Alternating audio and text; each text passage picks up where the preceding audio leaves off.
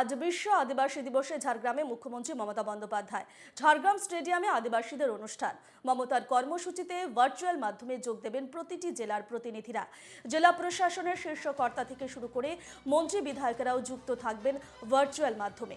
ওই অনুষ্ঠানের মঞ্চ থেকে বিভিন্ন ক্ষেত্রে পরিষেবা প্রদান সহ একগুচ্ছ প্রকল্পের উদ্বোধন এবং শিলান্যাস করতে পারেন মুখ্যমন্ত্রী মমতা বন্দ্যোপাধ্যায়।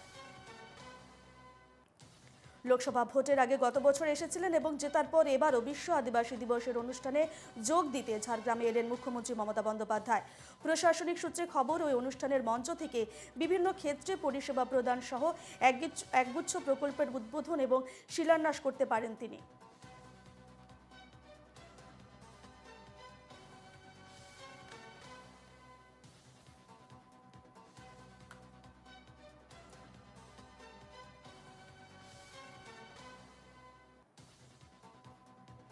বিশ্ব আদিবাসী দিবসে ঝাড়গ্রামে মুখ্যমন্ত্রী মমতা বন্দ্যোপাধ্যায় বৃহস্পতিবার সকালে প্রয়াত হয়েছেন রাজ্যের প্রাক্তন মুখ্যমন্ত্রী বুদ্ধদেব ভট্টাচার্য এবং তাকে দেখতে তার পাম এভিনিউর বাড়িতে গিয়েছিলেন মুখ্যমন্ত্রী এবং এরপর তিনি উপস্থিত হয়ে গেছেন ঝাড়গ্রামে। বিশ্ব আদিবাসী দিবসের অনুষ্ঠানে যোগ দিতে ঝাড়গ্রামে উপস্থিত হয়েছেন মুখ্যমন্ত্রী মমতা বন্দ্যোপাধ্যায়।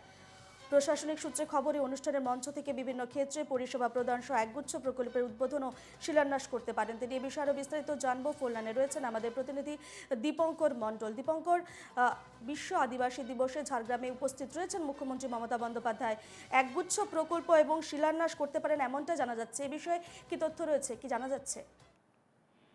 দেখো রূপা, গত লোকসভা ভোটে বিজেপির হাত থেকে ঝাড়গ্রাম লোকসভা কেন্দ্রটি ছিনিয়ে নিয়েছে রাজ্যের শাসক দল তৃণমূল কংগ্রেস এবং তারপরে এই প্রথম মুখ্যমন্ত্রী মমতা বন্দ্যোপাধ্যায় আসছেন।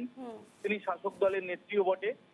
যদিও আজ ঝাড়গ্রামে যে অনুষ্ঠানটি রয়েছে সেটা পুরোপুরি সরকারি অনুষ্ঠান এবং বিশ্ব আদিবাসী দিবসের রাজ্য স্তরের যে মূল অনুষ্ঠানটি হবে সেটাই ঝাড়গ্রাম স্টেডিয়ামে হওয়ার কথা এবং এখান থেকে একাধিক একগুচ্ছ প্রকল্পের উদ্বোধন করবেন মুখ্যমন্ত্রী মমতা বন্দ্যোপাধ্যায়।